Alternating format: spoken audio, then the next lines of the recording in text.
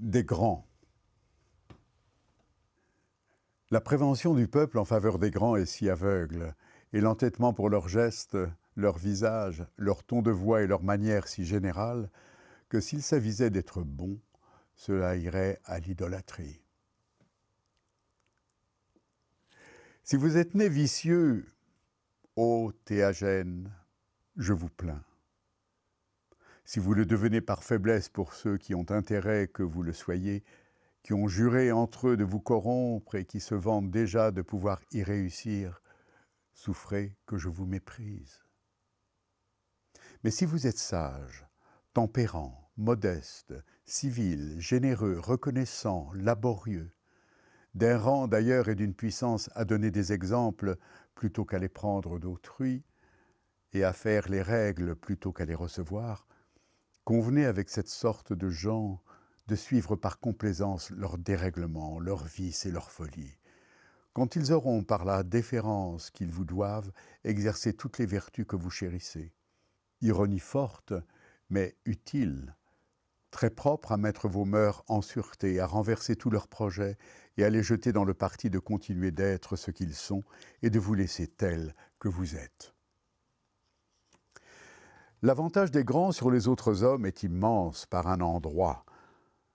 Je leur cède leur bonne chair, leurs riches ameublements, leurs chiens, leurs chevaux, leurs singes, leurs nains, leurs fous et leurs flatteurs, mais je leur envie le bonheur d'avoir à leur service des gens qui les égalent par le cœur et par l'esprit, et qui les passent quelquefois.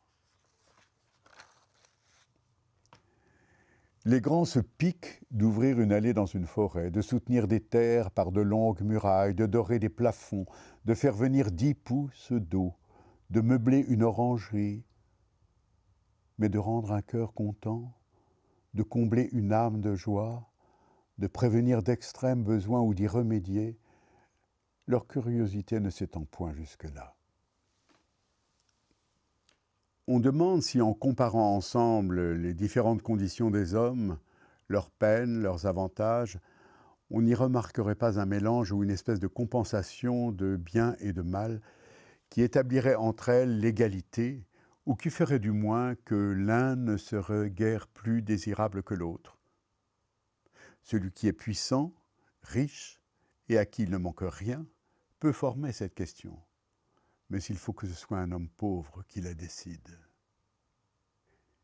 Il ne laisse pas d'y avoir comme un charme attaché à chacune des différentes conditions et qui y demeure jusqu'à ce que la misère l'en ait ôté. Ainsi, les grands se plaisent dans l'excès et les petits aiment la modération. Ceux-là ont le goût de dominer et de commander, et ceux-ci sentent du plaisir et même de la vanité à les servir et à leur obéir. Les grands sont entourés, salués, respectés. Les petits entourent, saluent, se prosternent. Et tous sont contents. Il coûte si peu aux grands à ne donner que des paroles, et leurs conditions les dispensent si fort de tenir les belles promesses qu'ils vous ont faites, que c'est modestie à eux de ne promettre pas encore plus largement. Il est vieux et usé, dit un grand. Il s'est crevé à me suivre. Qu'en faire? Un autre plus jeune enlève ses espérances et obtient le poste qu'on ne refuse à ce malheureux que parce qu'il l'a trop mérité. Je ne sais, dites-vous avec un air froid et dédaigneux, Philante a du mérite, de l'esprit, de l'agrément, de l'exactitude sur son devoir, de la fidélité et de l'attachement pour son maître, et il en est médiocrement considéré. Il ne plaît pas, il n'est pas goûté. Expliquez-vous, est-ce Philante ou le grand qu'il sert que vous condamnez?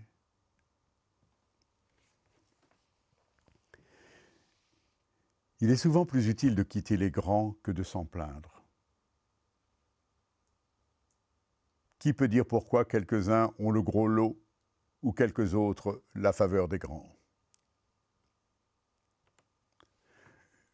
Les grands sont si heureux qu'ils n'essuient pas même dans toute leur vie l'inconvénient de regretter la perte de leurs meilleurs serviteurs ou des personnes illustres dans leur genre et dont ils ont tiré le plus de plaisir et le plus d'utilité.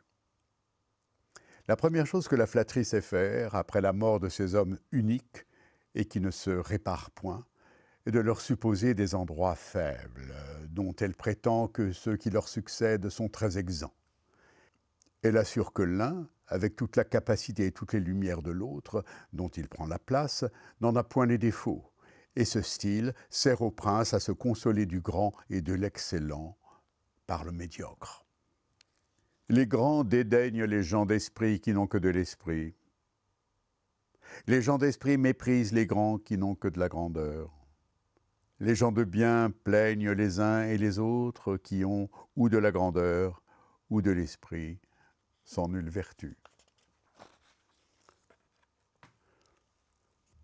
Quand je vois d'une part auprès des grands, à leur table et quelquefois dans leur familiarité, de ces hommes alertes, empressés, intrigants, aventuriers, esprits dangereux et nuisibles, et que je considère d'autre part quelle peine ont les personnes de mérite à en approcher, je ne suis pas toujours disposé à croire que les méchants soient soufferts par intérêt ou que les gens de bien soient regardés comme inutiles. Je trouve plus mon compte à me confirmer dans cette pensée que grandeur et discernement sont deux choses différentes et l'amour pour la vertu et pour les vertueux, une troisième chose. Lucile aime mieux user sa vie à se faire supporter de quelques grands que d'être réduit à vivre familièrement avec ses égaux. La règle de voir de plus grands que soi doit avoir ses restrictions. Il faut quelquefois d'étranges talents pour la réduire en pratique. Quelle est l'incurable maladie de Théophile? Elle lui dure depuis plus de 30 années. Il ne guérit point. Il a voulu, il veut et il voudra gouverner les grands. La mort seule lui ôtera avec la vie cette soif d'empire et d'ascendant sur les esprits. Est-ce en lui zèle du prochain? Est-ce habitude? Est-ce une excessive opinion de soi-même? Il n'y a point de palais où il ne s'insinue.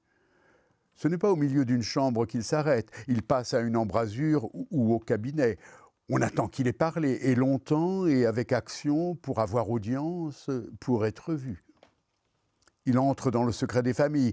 Il est de quelque chose dans tout ce qui leur arrive de triste ou d'avantageux. Il prévient, il s'offre, il se fait de fête, il faut l'admettre. Ce n'est pas assez pour remplir son temps ou son ambition que le soin de 10 000 âmes dont il répond à Dieu comme de la sienne propre. Il y en a d'un plus haut rang et d'une plus grande distinction dont il ne doit aucun compte et dont il se charge plus volontiers. Il écoute, il veille sur tout ce qui peut servir de pâture à son esprit d'intrigue, de médiation et de manège. À peine un grand est-il débarqué qu'il l'empoigne et s'en saisit. On entend plutôt dire à Théophile qu'il le gouverne qu'on n'a pas pu soupçonner qu'il pensait à le gouverner.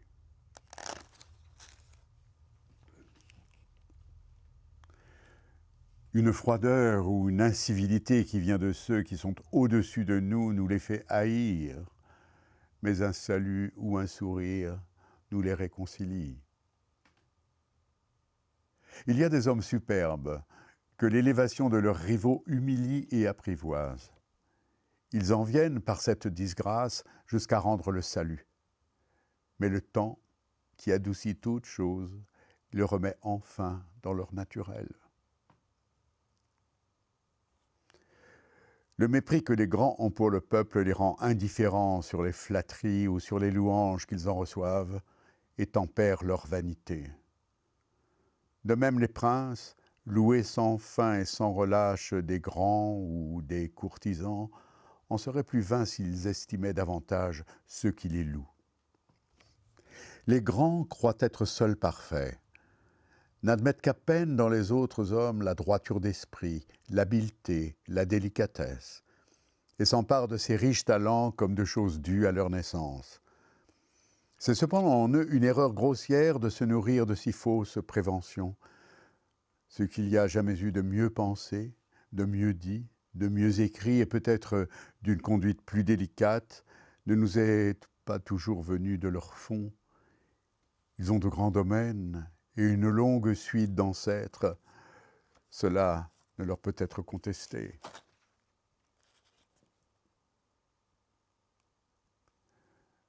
Avez-vous de l'esprit, de la grandeur, de l'habileté, du goût, du discernement?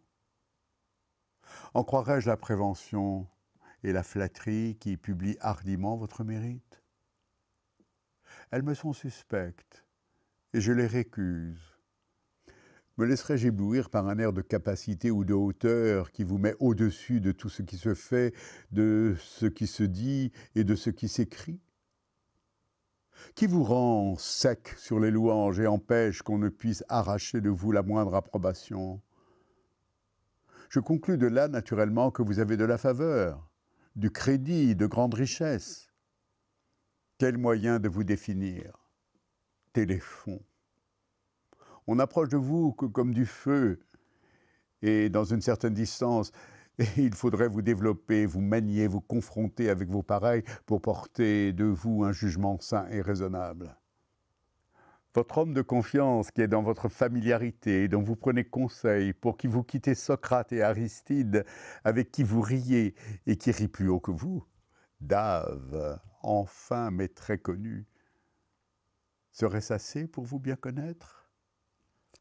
Il y en a de tels que s'ils pouvaient connaître leurs subalternes et se connaître eux-mêmes, ils auraient honte de primer.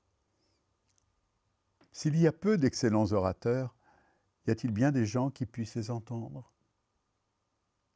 S'il n'y a pas assez de bons écrivains, où sont ceux qui savent lire? De même, on s'est toujours plaint du petit nombre de personnes capables de conseiller les rois et de les aider dans l'administration de leurs affaires. Mais s'ils naissent enfin, ces hommes habiles et intelligents, s'ils agissent selon leur vue et leur lumière, sont-ils aimés? Sont-ils estimés autant qu'ils le méritent? Sont-ils loués de ce qu'ils pensent et de ce qu'ils font pour la patrie? Ils vivent, il suffit. On les censure s'ils échouent et on les envie s'ils réussissent. Blâmons le peuple où il serait ridicule de vouloir l'excuser. Son chagrin et sa jalousie, regardés des grands ou des puissants comme inévitables, les ont conduits insensiblement à le compter pour rien et à négliger ses suffrages dans toutes leurs entreprises et à s'en faire même une règle de politique. Les petits se haïssent les uns les autres lorsqu'ils se nuisent réciproquement. Les grands sont odieux aux petits par le mal qu'ils leur font et par tout le bien qu'ils ne leur font pas. Ils leur sont responsables de leur obscurité, de leur pauvreté, de leur infortune, ou du moins, ils leur paraissent tels. C'est déjà trop d'avoir avec le peuple une même religion et un même Dieu. Quel moyen encore de s'appeler Pierre, Jean, Jacques, comme le marchand ou le laboureur? Évitons d'avoir rien de commun avec la multitude. Affectons au contraire toutes les distinctions qui nous en séparent. Qu'elles s'approprient les 12 apôtres, leurs disciples, les premiers martyrs, tel Jean, tel patron. Qu'elles voient avec plaisir revenir toutes les années ce jour particulier que chacun célèbre comme sa fête. Pour nous autres grands, ayons recours aux noms profanes, faisons-nous baptiser sous ceux d'Hannibal, de César, de Pompée, c'étaient de grands hommes. Sous celui de Lucrèce, c'était une illustre romaine. Sous ceux de Renaud, de Roger, d'Olivier, de Tancrède, c'étaient des paladins, et le roman n'a point de héros plus merveilleux. Sous ceux d'Hector, d'Achille, d'Hercule, tous demi-dieux. Sous ceux même de Phébus et de Diane, et qui nous empêchera de nous faire nommer Jupiter ou Mercure, ou Vénus, ou Adonis. Pendant que les grands négligent de rien connaître, je ne dis pas seulement aux intérêts des princes et aux affaires publiques, mais à leurs propres affaires. Qu'ils ignorent l'économie et la science d'un père de famille et qu'ils se louent eux-mêmes de cette ignorance, qu'ils se laissent appauvrir et maîtriser par des intendants, qu'ils se contentent d'être gourmets ou coteaux, d'aller chez Thaïs ou chez Friné, de parler de la Meute et de la vieille Meute, de dire combien il y a de postes à Paris, à Besançon ou à Philipsbourg. Les citoyens s'instruisent du dedans et du dehors d'un royaume, étudient le gouvernement, deviennent fins et politiques, savent le fort et le faible de tout un État, songent à se mieux placer, se placent, s'élèvent, deviennent puissants, soulagent le prince d'une partie des soins publics.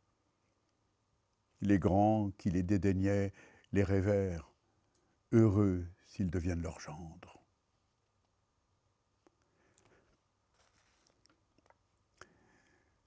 Si je compare ensemble les deux conditions des hommes les plus opposées, je veux dire les grands avec le peuple. Ce dernier me paraît content du nécessaire, et les autres sont inquiets et pauvres avec le superflu. Un homme du peuple ne saurait faire aucun mal. Un grand ne veut faire aucun bien et est capable de grands maux. L'un ne se forme et ne s'exerce que dans les choses qui sont utiles.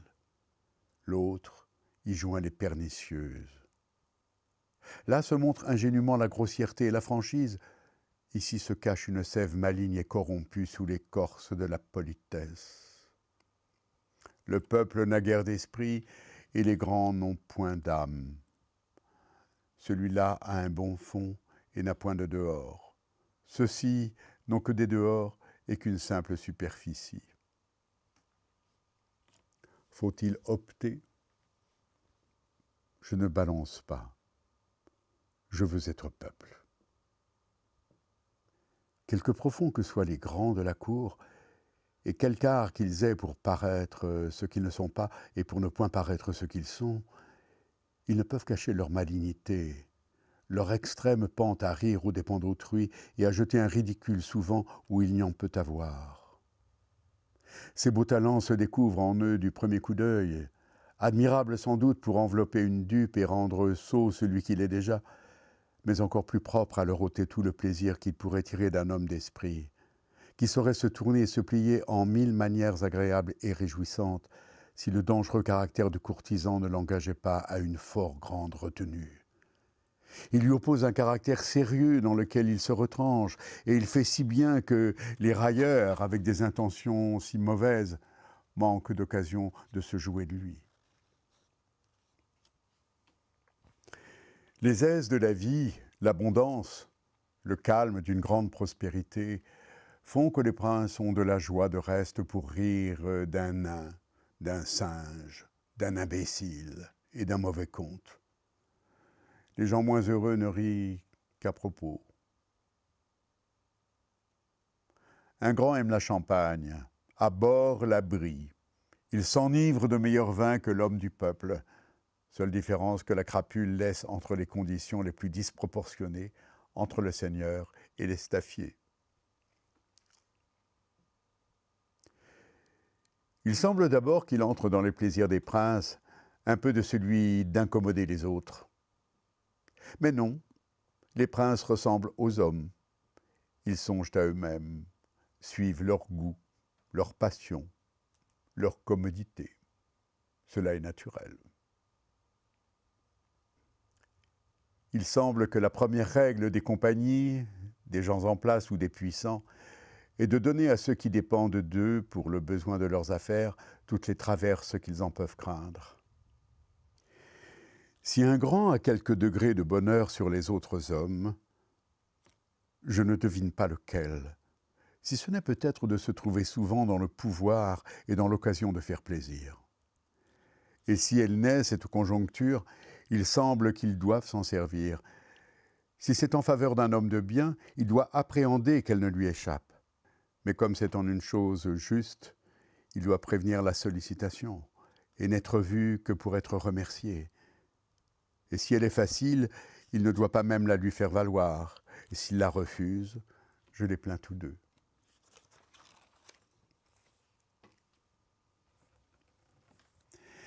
Il y a des hommes nés inaccessibles. Et ce sont précisément ceux de qui les autres ont besoin, de qui ils dépendent. Ils ne sont jamais que sur un pied, mobiles comme le mercure. Ils pirouettent, ils gesticulent, ils crient, ils s'agitent. Semblables à ces figures de carton qui servent de montre à une fête publique, ils jettent feu et flammes, tonnent et foudroient. On n'en approche pas, jusqu'à ce que, venant à s'éteindre, ils tombent et par leur chute deviennent traitables. mais inutile. Le Suisse, le valet de chambre, l'homme de livrée, s'ils n'ont plus d'esprit que ne portent leurs conditions, ne jugent plus d'eux-mêmes que par leur première bassesse, mais par l'élévation et la fortune des gens qu'ils servent, et mettent tous ceux qui entrent par leur porte et montent leur escalier indifféremment au-dessous d'eux et de leur maître, tant il est vrai qu'on est destiné à souffrir des grands et de ce qui leur appartient. Un homme en place doit aimer son prince, sa femme, ses enfants, et après eux, les gens d'esprit. Il les doit adopter, il doit s'en fournir et n'en jamais manquer. Il ne saurait payer, je ne dis pas trop de pensions et de bienfaits, mais de trop de familiarité et de caresses, les secours et les services qu'il en tire, même sans le savoir. Quel petit bruit ne dissipe-t-il pas? Quelles histoires ne réduisent-ils pas à la fable et à la fiction? Ne savent-ils pas justifier les mauvais succès par les bonnes intentions? Prouver la bonté d'un dessein et la justesse des mesures par le bonheur des événements? S'élever contre la malignité et l'envie pour accorder à de bonnes entreprises de meilleurs motifs? Donner des explications favorables à des apparences qui étaient mauvaises? Détourner les petits défauts? Ne montrer que les vertus? Et les mettre dans leur jour? Semer en mille occasions des faits et des détails qui soient avantageux, et tourner le riz et la moquerie contre ceux qui oseraient en douter ou avancer des faits contraires.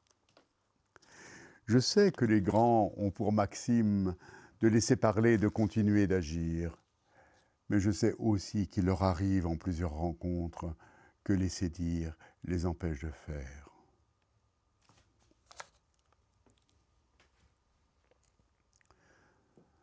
Sentir le mérite, et quand il est une fois connu, le bien traiter, deux grandes démarches à faire tout de suite, et dont la plupart des grands sont fort incapables.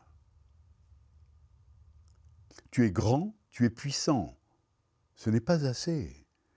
Fais que je t'estime, afin que je sois triste d'être déchu de tes bonnes grâces, ou de n'avoir pu les acquérir. Vous dites d'un grand ou d'un homme en place qu'il est prévenant, officieux, qu'il aime à faire plaisir. Et vous le confirmez par un long détail de ce qu'il a fait en une affaire où il a su que vous preniez intérêt. Je vous entends. On va pour vous au-devant de la sollicitation. Vous avez du crédit. Vous êtes connu du ministre. Vous êtes bien avec les puissances. Désiriez-vous que je suce autre chose? Quelqu'un vous dit « Je me plains d'un tel, il est fier depuis son élévation, il me dédaigne, il ne me connaît plus. » Je n'ai pas pour moi, lui répondez-vous, sujet de m'en plaindre. Au contraire, je m'en loue fort, et il me semble même qu'il est assez civil. Je crois encore vous entendre. Vous voulez qu'on sache qu'un homme en place a de l'attention pour vous, et qu'il vous démêle dans l'antichambre entre 1000 honnêtes gens de qui il détourne ses yeux, de peur de tomber dans l'inconvénient de leur rendre le salut ou de leur sourire?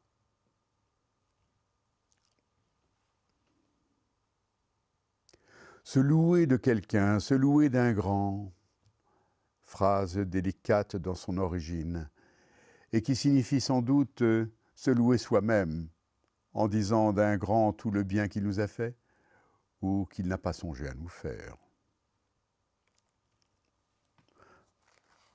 On loue les grands pour marquer qu'on les voit de près, rarement par estime ou par gratitude. On ne connaît pas souvent ceux que l'on loue. La vanité ou la légèreté l'emportent quelquefois sur le ressentiment. On est mal content d'eux et on les loue. S'il est périlleux de tremper dans une affaire suspecte, il l'est encore davantage de s'y trouver complice d'un grand. Il s'en tire et vous laisse payer doublement, pour lui et pour vous. Le prince n'a point assez de toute sa fortune pour payer une basse complaisance, si l'on en juge par tout ce que celui qu'il veut récompenser y a mis du sien. Et il n'a pas trop de toute sa puissance pour le punir s'il mesure sa vengeance au tort qu'il en a reçu. La noblesse expose sa vie pour le salut de l'État et pour la gloire du souverain. Le magistrat décharge le prince d'une partie du soin de juger les peuples. Voilà, de part et d'autre, des fonctions bien sublimes et d'une merveilleuse utilité. Les hommes ne sont guère capables de plus grandes choses, et je ne sais d'où la robe et l'épée ont puisé de quoi se mépriser réciproquement. S'il est vrai qu'un grand donne plus à la fortune lorsqu'il hasarde une vie destinée à couler dans les ris, le plaisir et l'abondance, qu'un particulier qui ne risque que des jours qui sont misérables, il faut avouer aussi qu'il a un tout autre dédommagement, qui est la gloire et la haute réputation. Le soldat ne sent pas qu'il soit connu. Il meurt obscur et dans la foule. Il vivait de même, à la vérité. Mais il vivait. Et c'est l'une des sources du défaut de courage dans les conditions basses et serviles. Ceux au contraire que la naissance démêle d'avec le peuple et expose aux yeux des hommes, à leur censure et à leurs éloges, sont même capables de sortir par effort de leur tempérament, s'ils ne les portaient pas à la vertu. Et cette disposition de cœur et d'esprit qui passe des aïeuls par les pères dans leurs descendants, et cette bravoure si familière aux personnes nobles, et peut-être la noblesse même. Jetez-moi dans les troupes comme un simple soldat. Je suis Thersites. Mettez-moi à la tête d'une armée dont j'ai à répondre à toute l'Europe. Je suis Achille. Les princes, sans autre science ni autre règle, ont un goût de comparaison. Ils sont nés et élevés au milieu et comme dans le centre des meilleures choses, à quoi ils rapportent ce qu'ils lisent, ce qu'ils voient et ce qu'ils entendent. Tout ce qui s'éloigne trop de Lully, de Racine et de Lebrun est condamné. Ne parler aux jeunes princes que du soin de leur rang est un excès de précaution. Lorsque toute une cour met son devoir et une partie de sa politesse à les respecter, et qu'ils sont bien moins sujets à ignorer aucun des égards dus à leur naissance qu'à confondre les personnes et les traiter indifféremment et sans distinction des conditions et des titres. Ils ont une fierté naturelle qu'ils retrouvent dans les occasions. Il ne leur faut des leçons que pour la régler et que pour leur inspirer la bonté, l'honnêteté et l'esprit de discernement. C'est une pure hypocrisie à un homme d'une certaine élévation de ne pas prendre d'abord le rang qui lui est dû et que tout le monde lui cède. Il ne lui coûte rien d'être modeste, de se mêler dans la multitude qui va s'ouvrir pour lui, de prendre dans une assemblée une dernière place afin que tous l'y voient et s'empressent de l'en noter. La modestie est d'une pratique plus amère aux hommes d'une condition ordinaire. S'ils se jettent dans la foule, on les écrase. S'ils choisissent un poste incommode, il leur demeure. Aristarque se transporte dans la place avec un héraut et un trompette. Celui-ci commence. Toute la multitude accourt et se rassemble. « Écoutez, peuple, dit le héraut, soyez attentifs. Silence, silence. Aristarque, que vous voyez présent, doit faire demain une bonne action. » Je dirais plus simplement et sans figure, quelqu'un fait bien. Veut-il faire mieux? Que je ne sache pas qu'il fait bien ou que je ne soupçonne pas, du moins, de me l'avoir appris. Les meilleures actions s'altèrent et s'affaiblissent par la manière dont on les fait et laissent même douter des intentions. Celui qui protège ou qui loue la vertu pour la vertu, qui corrige ou qui blâme le vice à cause du vice, agit simplement, naturellement, sans aucun tour, sans nulle singularité, sans faste, sans affectation. Il n'use point de réponses graves et sentencieuses, encore moins de traits piquants et satiriques. Ce n'est jamais une scène qu'il joue pour le public, c'est un bon exemple qu'il donne et un devoir dont il s'acquitte. Il ne fournit rien aux visites des femmes, ni au cabinet, ni aux nouvellistes. Il ne donne point à un homme agréable la matière d'un joli conte. Le bien qu'il vient de faire est un peu moins su, à la vérité, mais il a fait ce bien. Que voudrait-il davantage?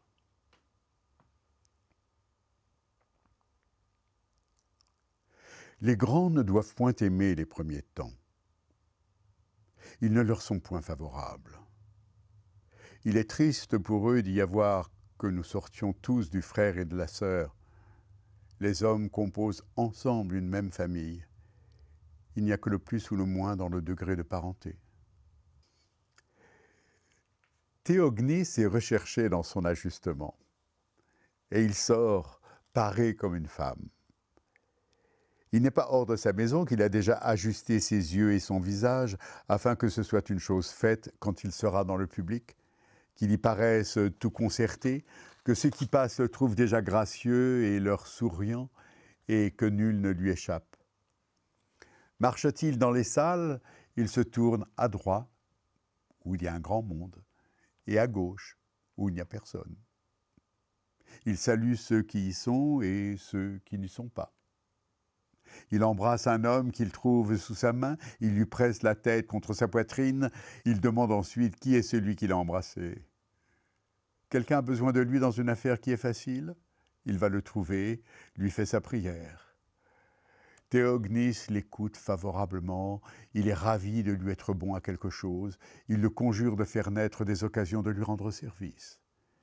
Et comme celui-ci insiste sur son affaire, il lui dit qu'il ne le fera point. Il le prie de se mettre en sa place, il l'en fait juge. Le client sort, reconduit, caressé, confus, presque content d'être refusé. C'est avoir une très mauvaise opinion des hommes et néanmoins les bien connaître que de croire dans un grand poste leur imposer par des caresses étudiées, par de longs et stériles embrassements.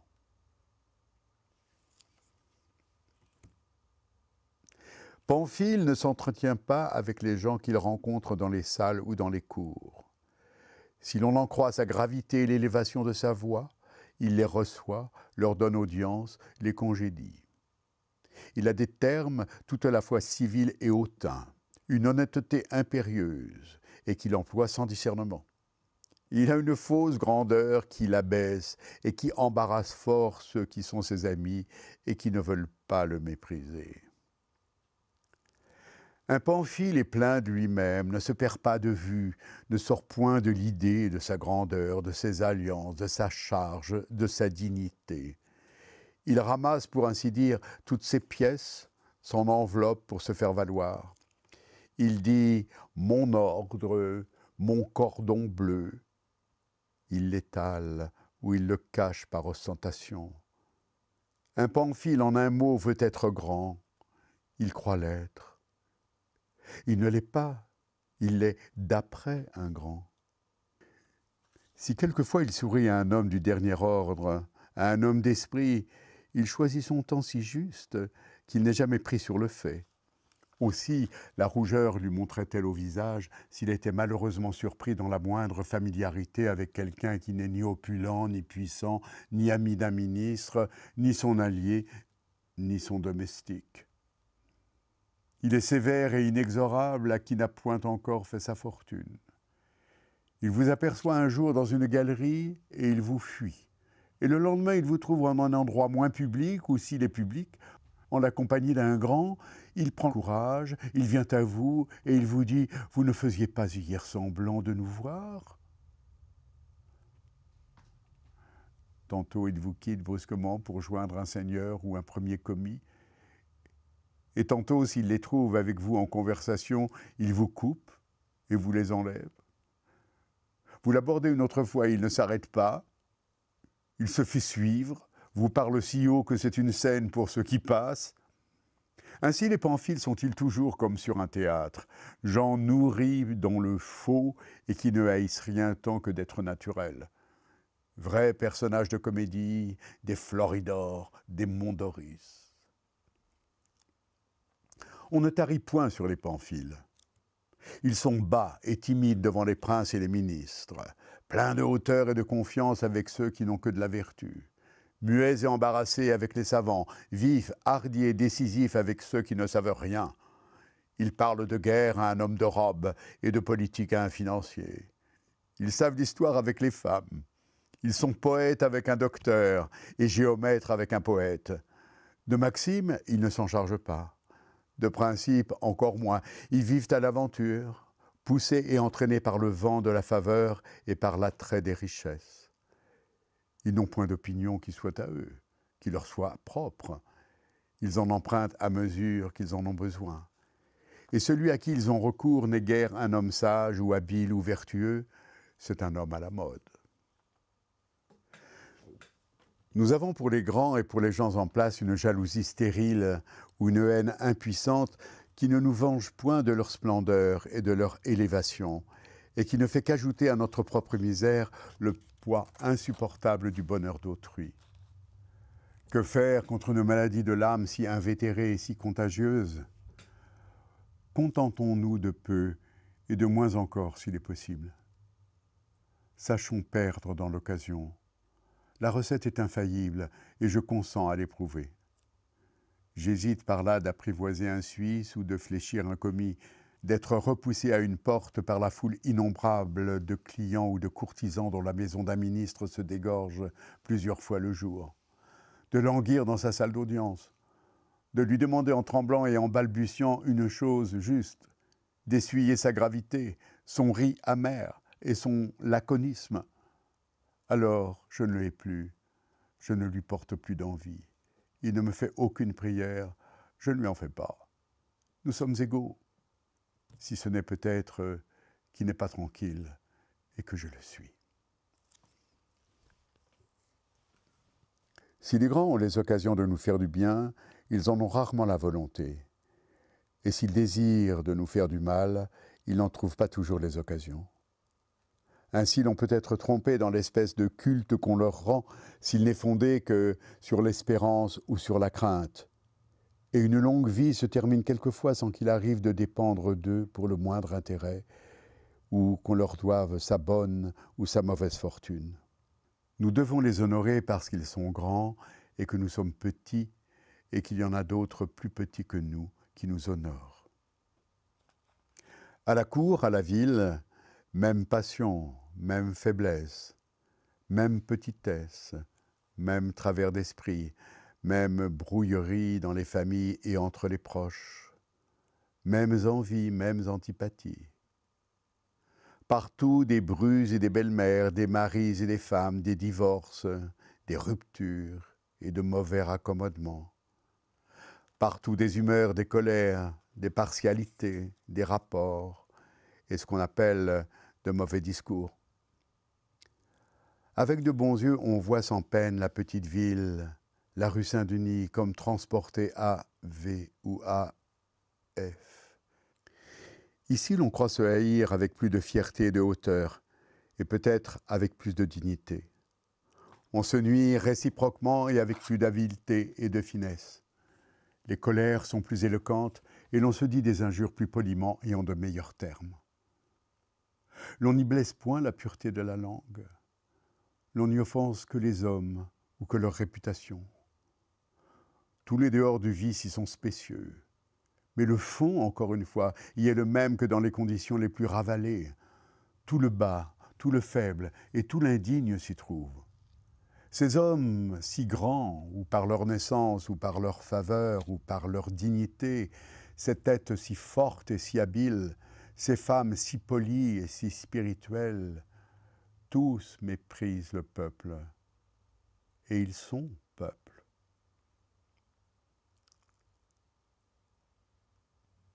Qui dit le peuple dit plus d'une chose.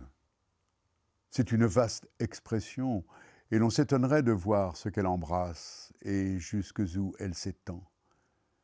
Il y a le peuple qui est opposé au grand, c'est la populace et la multitude. Il y a le peuple qui est opposé aux sages, aux habiles et aux vertueux. Ce sont les grands comme les petits. Les grands se gouvernent par sentiments, âmes oisives sur lesquelles tout fait d'abord une vive impression. Une chose arrive, ils en parlent trop. Bientôt, ils en parlent peu. Ensuite, ils n'en parlent plus. Et ils n'en parleront plus. Action, conduite, ouvrage, événements, tout est oublié. Ne leur demander ni correction ni prévoyance, ni réflexion ni reconnaissance, ni récompense. L'on se porte aux extrémités opposées à l'égard de certains personnages. La satire, après leur mort, court parmi le peuple, pendant que les voûtes des temples retentissent de leurs éloges. Ils ne méritent quelquefois ni libelles, ni discours funèbres. Quelquefois aussi, ils sont dignes de tous les deux. L'on doit se taire sur les puissants. Il y a presque toujours de la flatterie à en dire du bien. Il y a du péril à en dire du mal pendant qu'ils vivent et de la lâcheté quand ils sont morts.